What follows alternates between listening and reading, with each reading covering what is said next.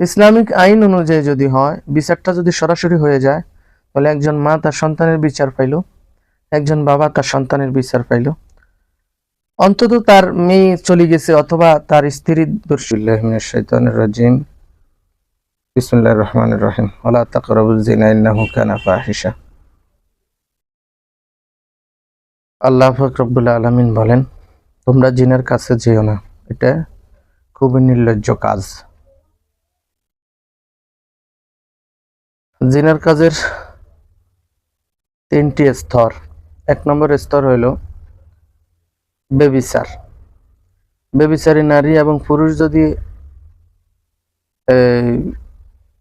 বিবাহিত হয়, তখন ইসলামিক শাসন অর্থাৎ ইসলামী আইন অনুযায়ী তার শাস্তি হবে মৃত্যুদণ্ড। দ্বিতীয় নম্বর স্তর হইল, যদি কোনো বিবাহিত না, কোনো নারী এবং পুরুষ যদি বেবিচারের কাজে লিপ্ত হয়, ইসলামী আইন অনুযায়ী তাদের শাস্তি হইল 100 বেতের আঘাত।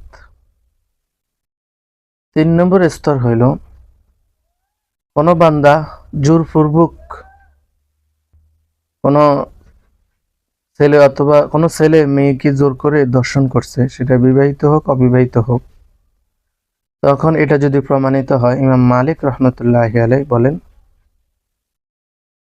মেয়ে যদি দাবি করে যে আমাকে জোর করে ধর্ষণ করা হয়েছে, তাহলে মেয়ের শাস্তিকে রদ করা হবে এবং ছেলে জোর করার কারণে তার শাস্তি ওইভাবেই হবে। শুধু জোর করার কারণে তার শাস্তি, জোরপূর্বক বল প্রয়োগের কারণে করার কারণে তার শাস্তিটা ওইভাবেই হবে। এটাই ইসলামিক আইন।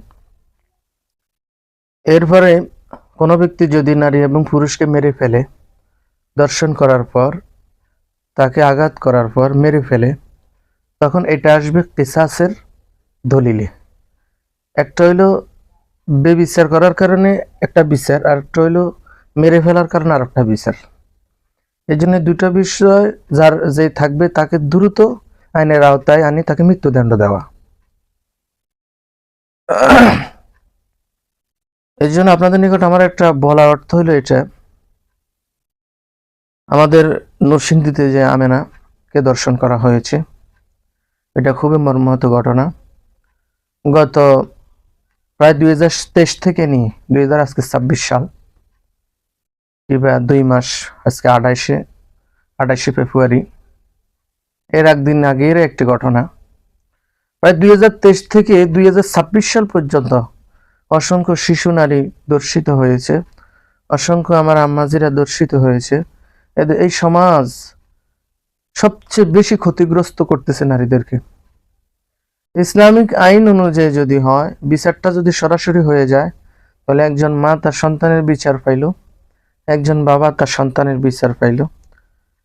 অন্তত তার মেয়ে চলে গেছে অথবা তার স্ত্রী ধর্ষিত হয়ে মারা গেছে, এটা তো আফসোস, ঠিক আছে, কিন্তু অন্তত বিচারটা পাইলে অন্তত দিলটা শান্তি হয়। কিন্তু আমাদের সমাজে বিচারটা পর্যন্ত হয় না, দীর্ঘদিন এই বিচার আদালতে ঝুলাইয়া রাখা হয়। এই জন্য বলবো আম্মাজিরা, আপনাদের কারণে আপনারা আজকে ক্ষতিগ্রস্ত পৃথিবীর জমিনে। আপনাদের চলাফেরা